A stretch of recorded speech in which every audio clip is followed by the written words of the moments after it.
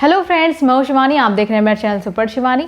आज मैं आपके सामने बहुत ही इंपॉर्टेंट वीडियो लेकर आई हूं जिसमें मैं आपको बताने वाली हूं कि आप अपने डिशवॉशर को कैसे यूज़ कर सकते हैं और कैसे इसमें आप अपने मोड को सेट कर सकते हैं। तो चलिए इसके बारे में हम जान लेते हैं। तो सबसे पहले आपको इस डिशवॉशर को इंस्टॉलेशन करने से पहले सारी इंस्ट्रक्शंस केयरफुली सही से पढ़ लेनी है और आपको श्योर भी हो जाना है कि आपका डिशवॉशर सही से इंस्टॉल्ड है और आपको उन इंस्ट्रक्शंस को फ्यूचर में याद रखना है उस डिशवॉशर को यूज करते समय। तो सबसे पहले आपको मैनुअल यानी कि जो बुक मिली होती है उसे जरूर से पढ़ लेनी है अच्छे से जब आप पहली बार डिशवॉशर को यूज करने जा रहे हैं। इस मैनुअल बुक में इंस्टॉलेशन के साथ साथ इसमें आपको कैसे इस्तेमाल करना है इसे और कैसे इसे मेंटेन रखना है, सब कुछ इस बुक में दिया हुआ है। तो चलिए अब सबसे पहले हम इसके इंट्रोडक्शन और इसके बॉडी पार्ट्स के बारे में बात करते हैं। डिशवॉशर के डोर पर ऊपर के साइड पर आप देख सकते हैं कंट्रोल पैनल है और ठीक वहीं पर डोर हैंडल भी प्रेजेंट है जिससे आप डिशवॉशर को ओपन या क्लोज कर पाएंगे। और नीचे के साइड फ्रंट कवर है और साथ ही लोअर कवर भी है। टॉप राइट में डिस्प्ले विंडो है और पावर बटन भी दी गई है और साथ ही ड्रेन हॉस और इनलेट हॉस भी मशीन के नीचे दिए गए हैं और इसकी पावर कॉर्ड है 15 एम्पियर की। एडजस्टेबल लेग भी दिए गए हैं जिससे आप इसे एडजस्ट कर सकते हैं जगह के अकॉर्डिंग। और इसके अंदर अपर रैक है ऊपर के साइड और नीचे के साइड लोअर रैक है। इसके साथ ही कटलरी बास्केट भी इसी में अटैच रहती है। अगर आपकी कटलरी ज्यादा है यानी कि स्पून, नाइफ, फॉर्क वगैरह ज्यादा है तो आप इस बास्केट का भी इस्तेमाल कर सकते हैं, नहीं तो आप इसे हटा भी सकते हैं, ये इजीली रिमूव भी हो जाती है। ऊपर की रैक के ठीक नीचे अपर स्प्रे आर्म और नीचे के साइड लोअर स्प्रे आर्म भी प्रेजेंट होती है जो कि रिंसिंग के दौरान बहुत तेज घूमती रहती है और जिससे रिंसिंग होती है। इसी के होल से ही वाटर का फ्लो मशीन के अंदर होता है और ये हर डायरेक्शन से वाटर को स्प्रे करते हुए बर्तन को क्लीन करते हैं। डोर के साइड डिटर्जेंट और रिंस एड डिस्पेंसर है और ऊपर के साइड वेपर वेंट कवर है। लोअर रैक के नीचे फिल्टर ASM भी दिया हुआ है जिससे सारी इंप्योरिटी यहाँ पर कलेक्ट हो जाती है। बॉटम लेफ्ट में एक सॉल्ट कंटेनर कैप है जिसे आप ओपन करके टाइम टाइम पर सॉल्ट की फिलिंग कर देंगे इसके अंदर। यहाँ पर जो सॉल्ट आप इस्तेमाल करेंगे वो नॉर्मल सॉल्ट नहीं होता है, वो स्पेशल सॉल्ट यानी कि वो केवल डिशवॉशर वाला सॉल्ट होता है जो कि मार्केट में इजिली अवेलेबल भी होता है। अगर आप ऑनलाइन परचेज करना चाहते हैं तो मैं सॉल्ट, रिंस एड, डिटर्जेंट सभी को परचेज करने के लिंक मैं डिस्क्रिप्शन में दे दूंगी, आप चाहे तो उसे चेक भी कर सकते हैं। इसके साथ एसेसरीज में आपको यहाँ पर फनल भी मिलती है जो कि सॉल्ट को रिफिल करने में काफी हेल्प करती है। तो चलिए अब हम बात करते हैं इसे आपको लोड कैसे करना है। इस मशीन को इसकी स्पेसिफिकेशंस के अकॉर्डिंग आपको यहाँ पर लोड करना है। इस डिशवॉशर की कैपेसिटी है 14 place settings, rinse aid setting 4, reference cleaner यानी कि डिटर्जेंट 35 ग्राम आप डोर के अंदर के साइड सरफेस पर रख सकते हैं। इसमें हाइट एडजस्टेबल रैक U भी है जिससे आप हाइट को एडजस्ट भी कर सकते हैं। इसे आपको कैसे लोड करना है मैं आपको दिखाती हूँ। आप देख सकते हैं ऊपर की रैक में आप चाय के कप और प्लेट, ग्लासेस और दोनों साइड आप अपनी कटलरी यानी कि स्पून, स्पैचुला,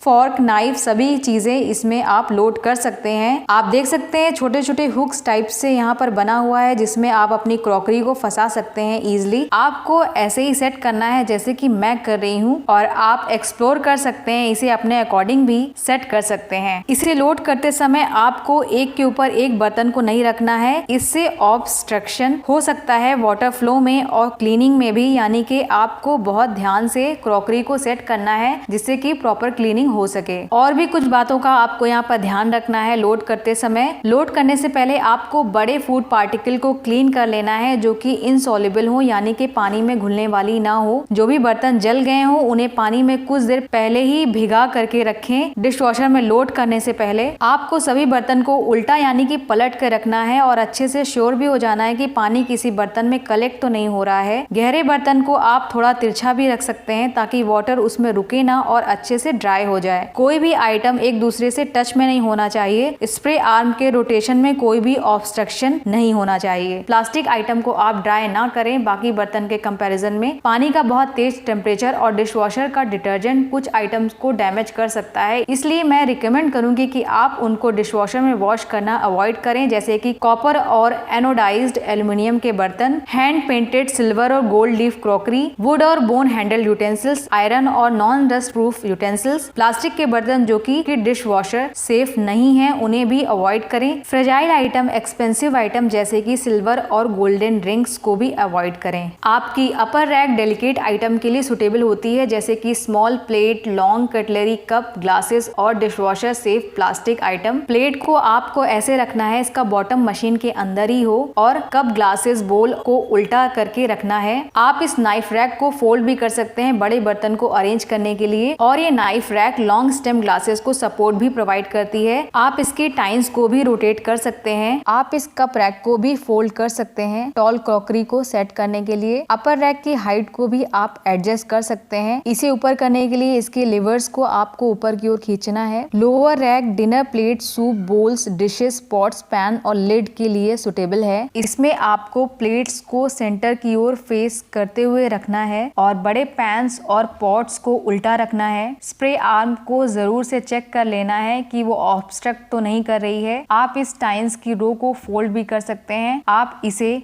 नीड के अकॉर्डिंग रोटेट कर सकते हैं। क्लीनिंग प्रोसेस के फिनिश होने के बाद आप बचे हुए डिटर्जेंट को चेक कर लें और उसे कंपार्टमेंट से रिमूव कर दें। पॉट और पैन्स के प्लास्टिक हैंडल के साथ डिशवॉशर में ना इस्तेमाल करें, नहीं तो वो टूट भी सकते हैं। अब हम बात करते हैं कटलरी बास्केट की। फॉर्क और स्पून के हैंडल को नीचे की ओर यानी कि उल्टा रखें कटलरी बास्केट में। आप इस बास्केट को अलग भी कर सकते हैं। दोनों बास्केट को आपको अपोजिट डायरेक्शन में स्लाइड करना है और उसे फिर खींचेंगे तो ये अलग भी हो जाएगी। अगर कोई बड़ा बर्तन है जो कि कटलरी के होल में नहीं जा रहा, जैसे कि विस्क, तो आप इसके कवर को ओपन भी कर सकते हैं। बस आपको ये ध्यान रखना है कि ये स्प्रे आर्म को ये ऑब्स्ट्रक्ट ना करे। आपकी कटलरी 18 सेंटीमीटर से ज्यादा नहीं होनी चाहिए, नहीं तो वो स्प्रे आर्म को ऑब्स्ट्रक्ट कर सकती है। नेक्स्ट मैं बात करने वाली हूँ सॉल्ट फिलिंग की, यानी कि आपको इस मशीन में सॉल्ट को कैसे फिल करना है। अच्छी रिंसिंग के लिए डिशवॉशर को सॉफ्ट वाटर की जरूरत होती है, जिसमें बहुत कम लाइम और ना के बराबर लाइम प्रेजेंट हो, नहीं तो बर्तन में वाटर के स्टेन्स बचे रह जाते हैं। यानी कि यहाँ पर डीकैल्शिफाइड प्रोसेस होती है वाटर में, जो कि डिशवॉशर के स्पेशल सॉल्ट से की जाती है। इसकी क्वांटिटी वाटर के हार्डनेस के अकॉर्डिंग रिक्वायर होती है। इसे फिल करने के लिए आपको लोअर रैक को रिमूव करना है और लेफ्ट बॉटम पर जो कैप है उसे ओपन करना है। फनल की हेल्प से आपको सॉल्ट को मशीन में ऐड करना है। सबसे पहली बार अगर आप इसे यूज कर रहे हैं तो आप 1.5 kg सॉल्ट के साथ आप 1 लीटर वाटर को भी ऐड कर सकते हैं। अदरवाइज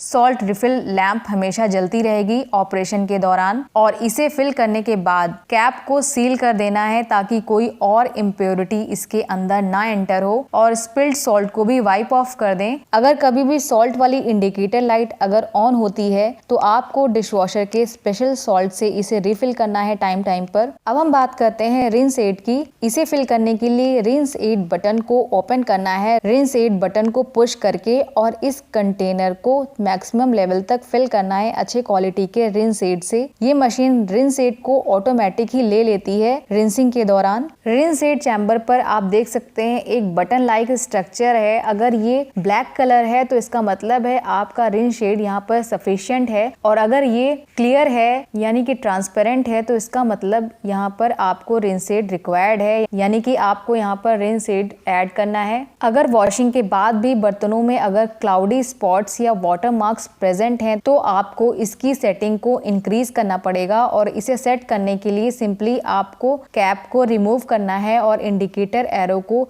रोटेट करना है हायर सेटिंग के तरफ। और मशीन के बॉटम और ग्लास में फोम दिखे तो आपको सेटिंग को लोअर सेट करना है रिंस एड की। और अगर कभी रिंस एड वाली इंडिकेटर लाइट अगर आपको ऑन दिखती है तो आपको रिंस एड से इसे रिफिल करना है टाइम टाइम पर। अब हम बात करते हैं इसके डिटर्जेंट के बारे में। इसके डिटर्जेंट को आपको डिटर्जेंट चैम्बर में रखना है प्रोग्राम को स्टार्ट करने से पहले। अगर आपकी डिशेस कम डर्टी है तो आप यहाँ पर कुछ कम डिटर्जेंट का इस्तेमाल कर सकते हैं। हैं। डिटर्जेंट के अमाउंट की रिक्वायरमेंट प्रोग्राम पर भी निर्भर करती है। डुअल स्प्रे में आपको डोर में प्री वॉश के लिए 5 ग्राम और मेन वॉश के लिए 30 ग्राम जो कि आपको डिस्पेंसर में फिल करना है, और सेम यहाँ पर आपको ऑटो मोड के साथ भी करना है। और इको, केयर और क्विक में केवल आपको डायरेक्ट डिस्पेंसर में डिटर्जेंट को ऐड करना है, वो भी इको में 35 ग्राम, केयर में 20 ग्राम और क्विक में 10 ग्राम आपको यूज करना है। डिटर्जेंट अपने आप ही मशीन लेती है। डिटर्जेंट का जो चैम्बर लिड है वो ऑपरेशन के दौरान ओपन ही रहता है। इसको फिल करने के लिए इस बटन को पुश करना है और ये कंपार्टमेंट ओपन हो जाता है और प्रॉपर डिटर्जेंट को डालना है कंपार्टमेंट में। अगर आप टैबलेट्स इस्तेमाल करते हैं डिटर्जेंट और रिंस सेट की जगह पर, तो आप टैबलेट्स को डोर के अंदर के सरफेस पर ही रख दें डिस्पेंसर के बजाय। टैबलेट्स के इस्तेमाल करने में कभी कभी ऐसा होता है कि वॉशिंग के दौरान डिस्पेंसर ओपन ही नहीं होता, यानी कि वो अंदर ही रह जाता है ऑपरेशन के दौरान। ऐसा टैबलेट्स के एक्सेसिव साइज की वजह से होता है। अब हम बात करते हैं हाफ लोड की। सपोज आप कम बर्तनों को वॉश करना चाहते हैं या एनर्जी को बचाना चाहते हैं, यानी कि स्मॉल लोड के केस में आप केवल अपर या लोअर रैक का ही इस्तेमाल कर सकते हैं।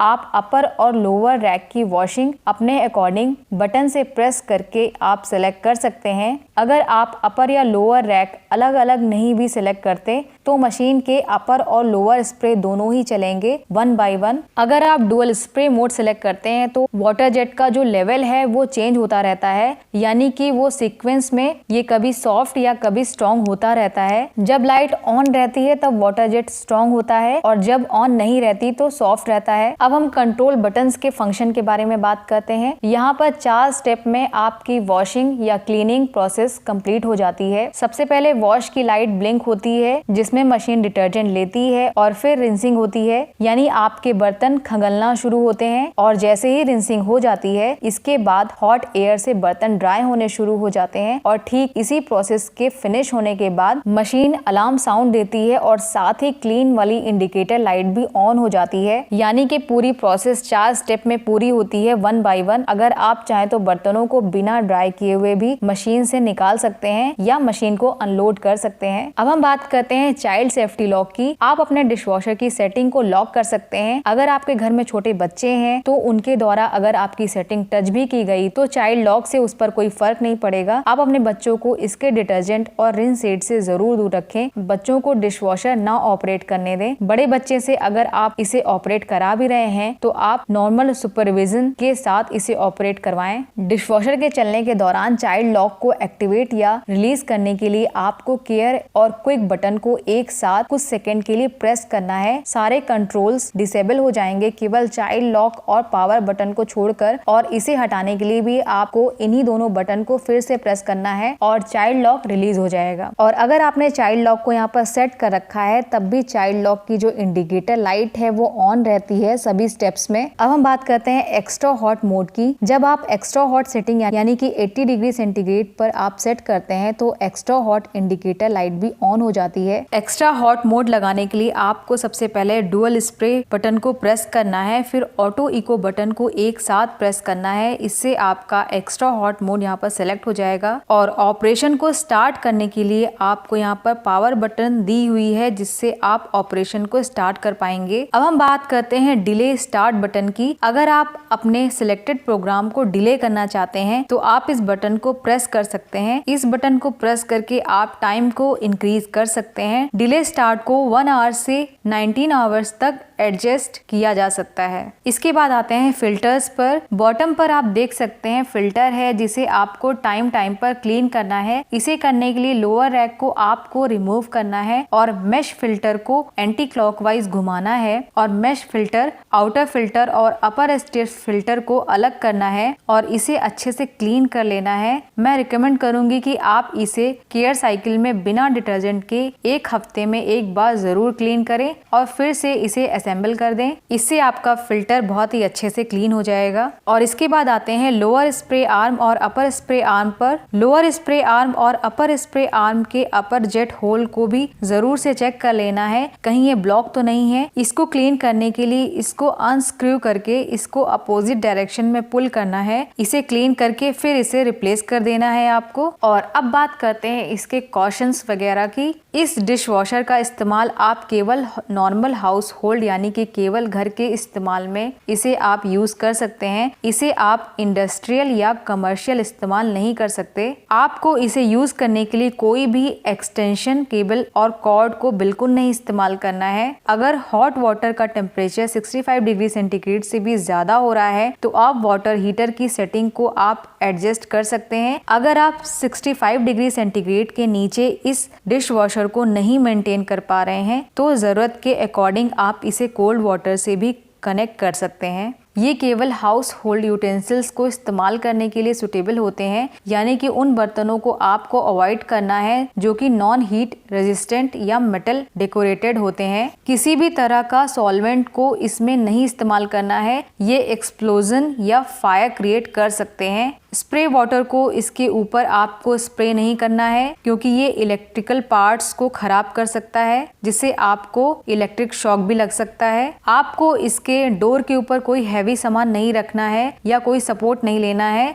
जब इसका डोर खुला हो, इससे आपके डिशवॉशर में खराबी आ सकती है। आपको यहाँ पर हैंड वॉश वाले डिटर्जेंट का इस्तेमाल बिल्कुल नहीं करना है। आपको इसे इस्तेमाल करने के लिए एडाप्टर का भी इस्तेमाल बिल्कुल नहीं करना है। अगर प्रॉपर आउटलेट नहीं है तो आप इलेक्ट्रीशियन को कंसल्ट कर सकते हैं। वाटर सप्लाई हॉस को आपको वाटर टैप से कनेक्ट करना है। कुछ मॉडल्स में इनलेट वाल्व और हॉस भी आता है। इनलेट हॉस को टैप से कनेक्ट करने के बाद आपको टैप को ऑन कर देना है। आप इस डिश वॉशर में बहुत हॉट या कोल्ड वाटर का इस्तेमाल कर सकते हैं। पावर सप्लाई कॉर्ड को अर्थड इलेक्ट्रिक पॉइंट से प्लग करने के बाद आपको स्विच को ऑन कर लेना है। जब आप पहली बार डिशवॉशर यूज करेंगे तो मैं आपको रिकमेंड करूंगी कि इसे लोड करने से पहले इसे आप क्विक मोड पर एक बार अच्छे से रिंस कर लें। इससे आप श्योर हो जाएंगे कि कोई ऑपरेटिंग प्रॉब्लम या वाटर लीक्स तो नहीं है। और साथ ही जब आप पहली बार इसे इस्तेमाल कर रहे हो तो अगर आपको लाउड नॉइज फील हो, अगर ऐसा होता है तो पावर को ऑफ कर दें और फिर से इसे रीस्टार्ट करें, नॉइज रिमूव हो जाएगी। इंस्टॉल करने के बाद इसे अगर आपको ऐसा लगे इसका डोर हल्का सा स्टिक कर रहा है डिशवॉशर से, जब भी आप इसे ओपन और क्लोज करते हैं तो ऐसी सिचुएशन में आपको अपने डिशवॉशर के लेवल को एडजस्ट करना पड़ेगा। जब आपका प्रोडक्ट करेक्टली लेवल्ड रहेगा तो फ्रिक्शन साउंड, स्टिकनेस या तिरछा होने के चांस खत्म हो जाते हैं। आपका डोर लेफ्ट या राइट स्लांटेड हो रहा हो तो आप मैनुअल बुक में पढ़कर उसी के अकॉर्डिंग एडजस्ट कर सकते हैं। अच्छे ड्रेनेज के लिए आप डिशवॉशर को सिंक से 3 मीटर से ज्यादा दूरी में मत इंस्टॉल करें, इससे ड्रेनेज में प्रॉब्लम हो सकती है। डिशवॉशर में 15 एम्पियर सर्किट ब्रेकर है, यानी कि टाइम डिले फ्यूज से प्रोटेक्टेड है। इसके बाद आते हैं वाटर की हार्डनेस सेटिंग पर। डिशवॉशर को ऑपरेट करने से पहले आपको वाटर की हार्डनेस लेवल को भी चेक कर लेना चाहिए। आप वाटर की हार्डनेस को टेस्ट स्ट्रिप से भी चेक कर सकते हैं।